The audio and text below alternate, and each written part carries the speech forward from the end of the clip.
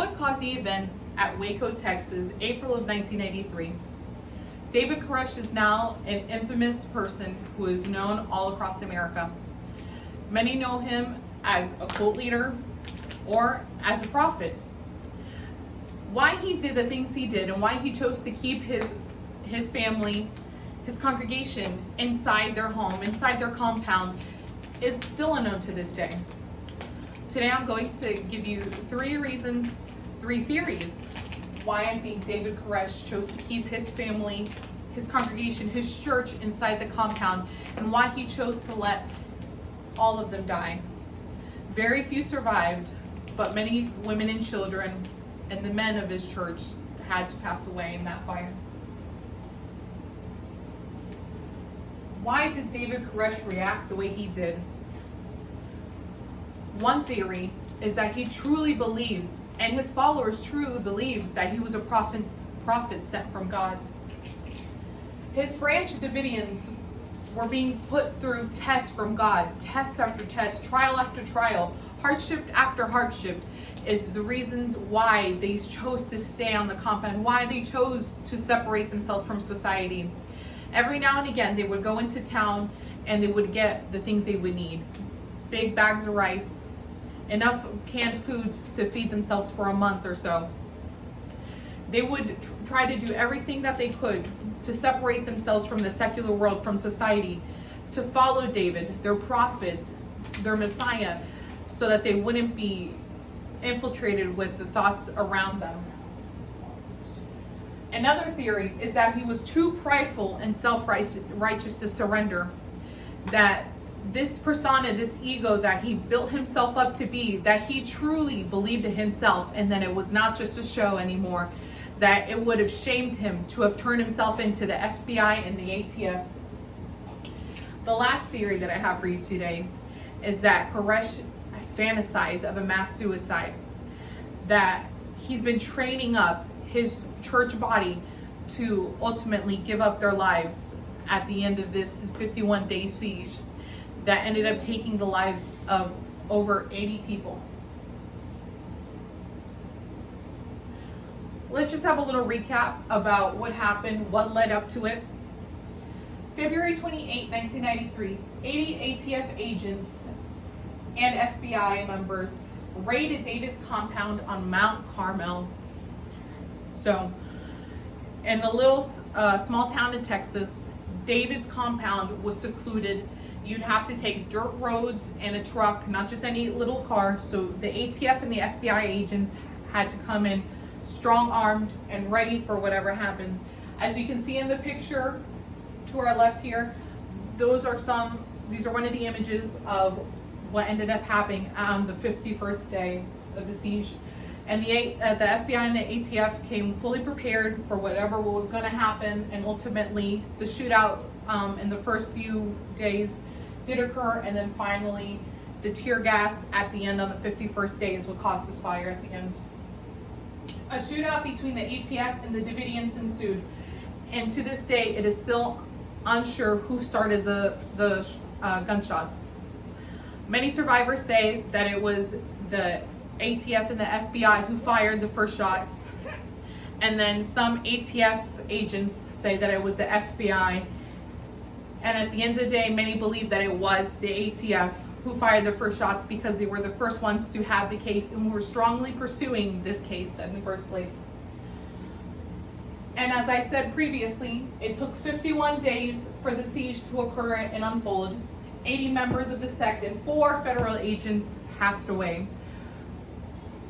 4 of the agents that passed away was from the shootout at the beginning. Who and why? As I told you already, the ATF was involved, the FBI and David Koresh and the members of his church were involved. The ATF originally got news and were told that there were some illegal weapons that were being obtained by Koresh and his members because they were preparing for the American army to come into them. The ATF and the FBI butted heads many times during the siege. The FBI wanted to go in and take them out forcefully, but the ATF told the FBI that they wanted them to talk and communicate and reason with them, because they thought, the ATF leader at the time thought that Koresh was a reasonable man, that they could talk to him and have them come out peacefully and not lose any lives.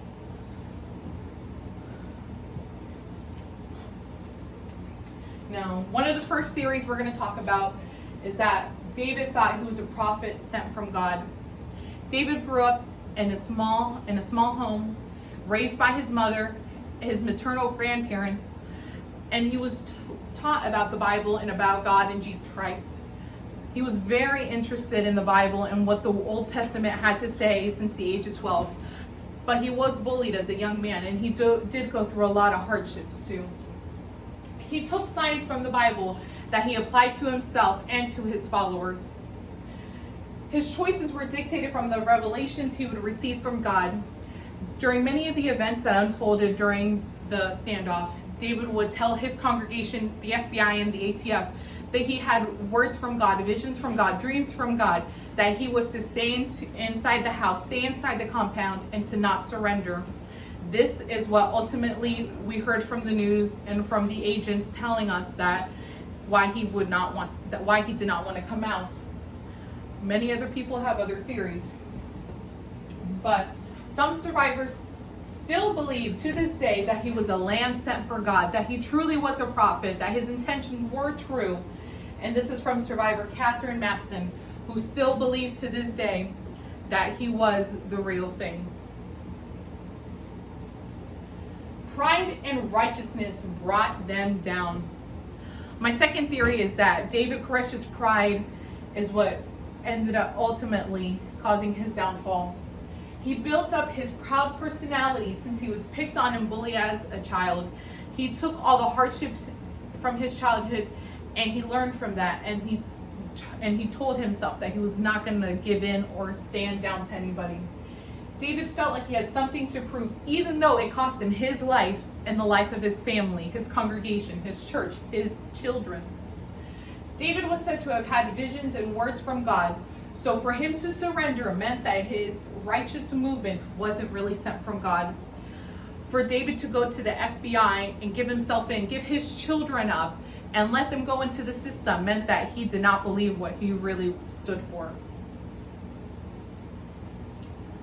And my final theory was that all of this was a suicidal fantasy from David Koresh. Survivors of his compound have testified that Koresh was planning a mass suicide, that during his sermons he would talk to his church about his visions and dreams, and that God ultimately wanted him and his church to lay down their lives for their cause, for their beliefs, for what the Bible and his interpretation said. He would have his followers practice with guns and stay in shape to be able to take on the American army. Survivor Victorine Hollingsworth shared this testimony during her testimony to the jury back in 94 and 95. David preached a lot about the end of the world coming and how they needed to prepare for the end of the world. So, as I mentioned earlier, that David believed that the end of the world was coming and that the American army would take them down. So if that meant laying down their lives, that meant laying down their lives. So are they an extreme religious group or a cult? What were the real reasons that David Koresh did what he did? Was it because he truly was a prophet sent from God? Was it his suicidal fantasies? We have all the information that we have, and it is up to you to make that decision. And I thank you for listening today.